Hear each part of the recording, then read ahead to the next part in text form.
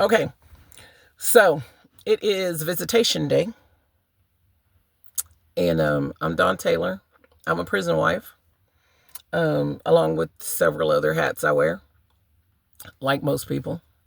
Um, so I've made a habit of trying to make these videos for my kids every so often. That's basically titled like "If I Died Tomorrow," um, which a good friend recently passed away, uh, like super unexpectedly. So now that title even means something, like has more gravity to it. It has more weight to it. But I started like a year ago just doing these videos to give my kids like little tidbits because I feel like there's in the everyday aspect of like living and existing, there's things that we don't say to our loved ones and especially our kids that we're just hoping that they glean from our existence, like from being around us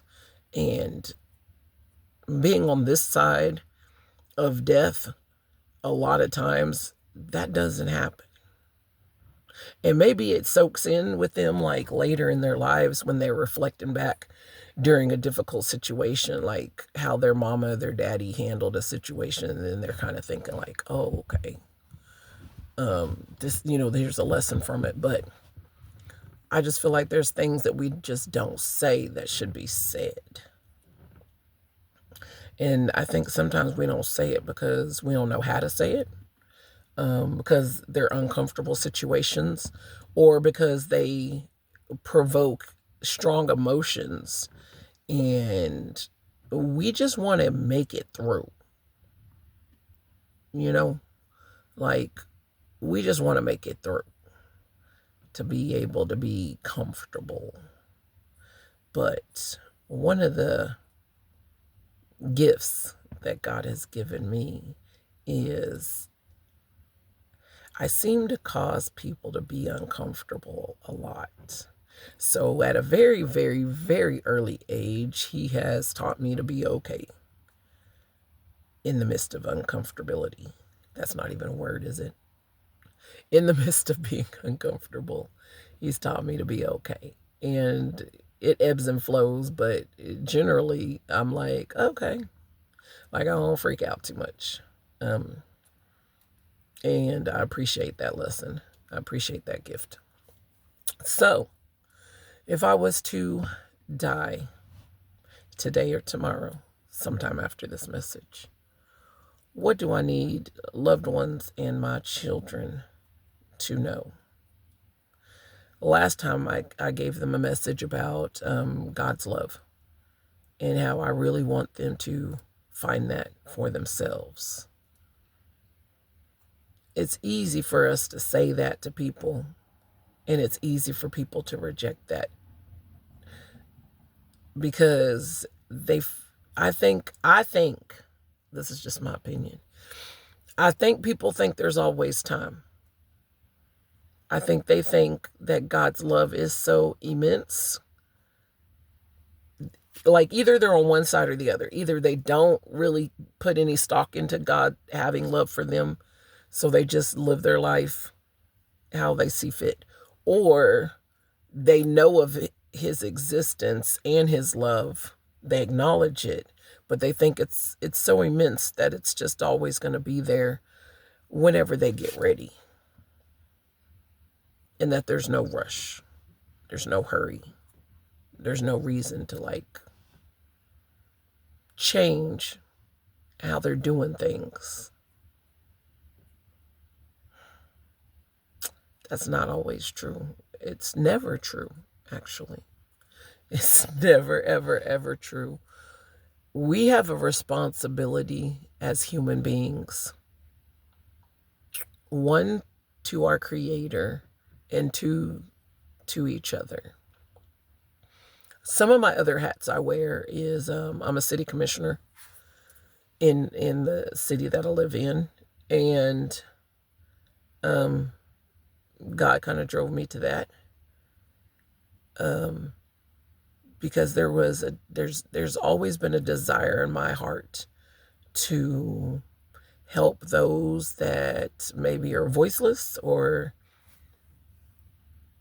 have been overlooked, aren't really being listened to, be able to get that out. Like, it's always been a desire of my heart to facilitate and create space for others to appreciate each other, for humanity to see each other as humanity, as humans. It's just a passion he's always put in me. Okay. So the thing is, we have a duty and a responsibility to each other. Our world is topsy-turvy and weird because most of us think that our lives are about ourselves. Most of us think that our lives are about our choices, what's good for us, what serves us, and just doing that. Like, I'm going to find somebody who makes me happy, work some sort of job that I can bear, pay my bills, buy things that I like and want, achieve whatever level that I assume I want at the time that I want it. It's not true. Our lives are not our own. We were created by a big, beautiful, purposeful God. We were created by a creator who has an actual plan for us, who has an actual plan for the whole universe, who initiated life knowing the end from the beginning, knowing what should go on, how it will go on, and so forth.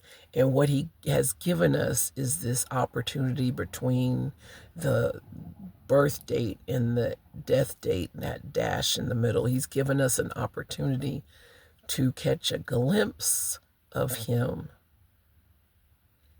and snatch a hold when everything else is not important. Everything else is of no consequence, no value, no worth, except what you use for his purpose. So that means your life that you're breathing, the loved ones that you have, the children you gave birth to or created, the job that you are in, all that stuff. If it is not serving kingdom purpose, it really doesn't matter. And kingdom purpose is only still a vapor of our existence. It's our existence here, right here in the tangible, in the flesh and blood, only lasts just like that dash. It's quick.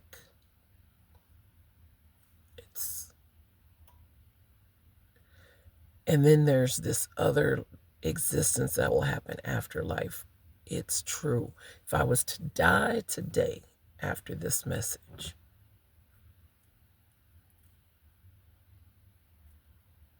that's what I need people to understand.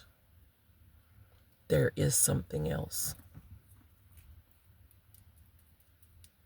I see so many people that I love and care for, and strangers that I watch on TV and things like that, that like out here just struggling, frustrated and confused, have so much potential and so much strife fighting for space inside of them. And it's like, the world tells people that they got to figure that out, or they got to cope with it, or they got to find something to like make it make sense that works for them. But really, like, everything that happens in that dash is for God's glory. And when you click onto that, it brings you peace and rest on this side of death. It brings you peace and rest because you'll realize that your struggle of trying to figure things out, that your struggle was really always in his hands and should have been left there. Now I got issues like everybody else got issues. I just like a whole list. Like I could, go way back and keep on going to this very morning. And I could list some things that would freaking blow most people's minds of how I still existed through it. I didn't exist through it because I'm amazing. I didn't exist through it because I got spark or spunk or swag or grit or any of that. I didn't exist through it because, that was my birth month or whatever. I existed through it because I was created by a creator who was extremely, really, really good at his job. And although sin is a part of our lives and free will and ill choices are a part of our world, he always is in control. Like always, always. And I just wish people would submit to that. If I was to die after this message, I just want people to figure out how to just submit to that. And it doesn't take a lot of thought. He left a whole Bible. Get any translation you want as long as it's the real word of God. Read it, breathe it in, eat it, meditate with it, marinate in it. Let it soak into every aspect of who you are. Start praying prayers that are like, God, I don't know what I'm doing, but I trust you. God, I don't know who I am, but I trust you. God, I'm thinking this thought, and I want to give this to you. I don't even know what that means, but I'm going to share my heart with you because I know who you are and that I can trust you. God, I want things different than what I'm doing right now. God, I want my life better than what I see right now. God, show me who I am, what I need to do. God, show me who you are and how I can serve you. God, show me how to submit. God, show me how to surrender. God, I trust you. That's it. If I die after this message, which obviously I'll die after this message, but if it's immediate, if it's real, real soon, that's what I need people to recognize. There is rest in God. There is peace in God. That does not mean that your life will be amazing and never have problems and troubles. I mean, it will be amazing. But it will be amazing in such a real, significant way that you cannot even imagine. Because when those trials and troubles happen, there is this thing that God does where he will open you up and he will show you things. And it will hurt sometimes. It will hurt a lot. And it will be uncomfortable. And it will be like where you're like, why? And you sometimes feel like you're losing your mind. And sometimes you feel like you just don't know. And it is the same amazing level of pleasure and pain and all that stuff. Like all these strong emotions come into this crazy part that makes you almost nuts. And you can't really put it into words and explain it to somebody else. And then when it happens, you're just like, I need more of that.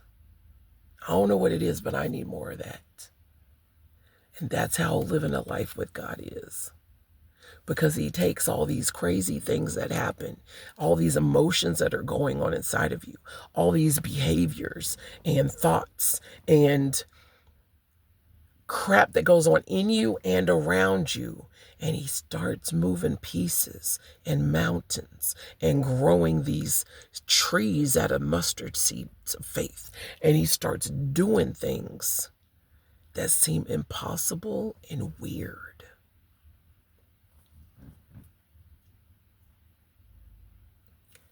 Because he's good. Like real good. Like better than you could ever imagine. And while you're chasing things to give you some sort of peace or purpose or worth, and while you're chasing things to love you unconditionally, and while you're chasing things or people or whatever, to feel something that feels like an ache or a pain or a void, and while you're trying to set things up so that people know how important you are. And I mean, there's just a plethora of emotions and things and goals that we set as humans. And it all comes down to nuts, like nothing at all. That's why it can go away so quickly. That's why somebody can run a whole nation, and then within days or hours, a situation happens and they're like sitting in some dark prison, and people are like, whoa, how'd they fall so far? Because it's for naught. It's for naught.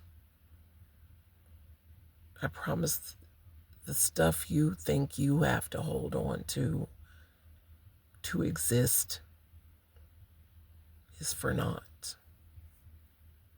If I die immediately after this message, that's what I think people need to know. Trust God and just start giving him yourself, even if it's a little piece at a time. Try him and see. I have tasted and I know that God is good. I have seen him and I know that God is real. Can't tell me nothing different. Y'all be blessed.